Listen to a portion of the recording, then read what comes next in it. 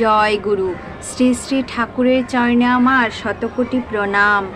আপনাদের সকলকে আমার রানন্দিত জয় গুরু। আজকেও করব শ্রী শ্রী ঠাকুর অনুকূল চন্দ্রের একটি ছোট গল্প। আপনারা দেখবেন, অবশ্যই ভালো লাগবে। চলুন শুরু করছি হারান দাসের জীবন বদলের ঘটনা। হারান দাস নামে আরেকটি ভাই এসে শ্রী শ্রী ঠাকুরের কাছে তার কষ্টের কথা জানালো। সংসার চলার কোনো ব্যবস্থায় সে করে উঠতে পারছেন না। তার কথা শুনতে শুনতে শ্রী শ্রী ঠাকুর উচ্ছ্বলিত প্রেরণা শক্তি বচনে তাকে বললেন, শোন শোন তুই।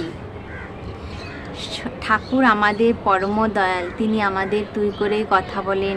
আমি আগের ভিডিওতেও বলেছিলাম, তাই সেই দাদাটিকেও সেই ঠাকুর তুই করে সম্বোধন করেছেন। শোন তুই, আমাকে ভালো কুমড়ো খাওয়াতে পারিস? উক্ত দাদা বললেন, আজ্ঞে, চেষ্টা করব। ওই ভাইটির চাষের অভিজ্ঞতা ছিল। সে ফিরে গিয়ে কয়েকজনের কাছ থেকে ভালো কুমড়োর বীজ সংগ্রহ করে বলল, দয়ালের আশীর্বাদে তার কুমড়োর ফলন খুব ভালো হলো। তার মধ্যে বাছা বাছা কয়েকটি ঠাকুরের ভোগের জন্য নিয়ে এসে চলে এলো। তার এই আপ্রাণতা দেখে শ্রী শ্রী ঠাকুর খুব খুশি হলেন এবং বাকি কুমড়োগুলি বাজারে বিক্রি করে তা দিয়ে সংসার খরচ চালাতে বললেন।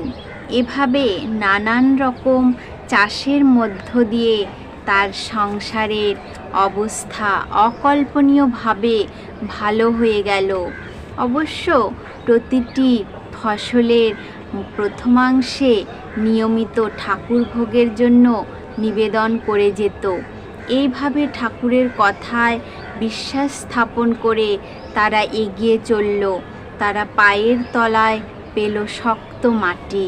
আমাদের ঠাকুর তার পায়ের তলায় শক্ত মাটি হয়ে,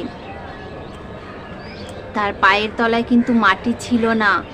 সে কিছু করতো না, কিছু জানতো না, কিন্তু আমাদের ঠাকুর একটা উপায় বলে দিলেন, আর সেই উপায় করে তার পায়ের তলে এখন শক্ত মাটি হয়েছে।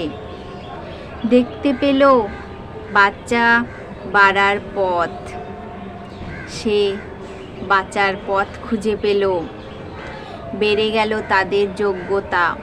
পরিস্থিতির কষাঘাতে তাদের নিথর হয়ে যাওয়া স্নায়ুগুলি দয়াল ঠাকুরের তৃপ্ত ও নন্দিত করার আবেগে আবার সতেজ ও তরতরে হয়ে উঠল। যে নিজেই দাঁড়াতে পারছিল না, তারা আর 10 জনকে দাঁড় করিয়ে দেবার ক্ষমতা গজিয়ে উঠল। সে দাদাটি কিচ্ছু জানতো না, সে কিছু করতো না। তার খুব কি বলবো, সেই দাদাটির সংসার চলার কোনো উপায়ই ছিল না। সে সংসারই চালাতে পারতো না। শ্রী শ্রী ঠাকুর একটা উপায় বলে দিলেন। সেই উপায় অবলম্বন করে দাদাটি আজ স্বাভাবিকভাবে চলতে পারছে। এই হচ্ছে আমাদের শ্রী শ্রী ঠাকুর। আমাদের শ্রী শ্রী ঠাকুরের জীবন কাহিনী এত মধুর, এত সুন্দর যে কি বলবো। আজকের ছোট গল্পটি এই পর্যন্তই।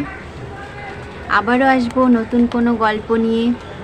আপনারা সবাই ভালো থাকুন, সুস্থ থাকুন। জয় গুরু।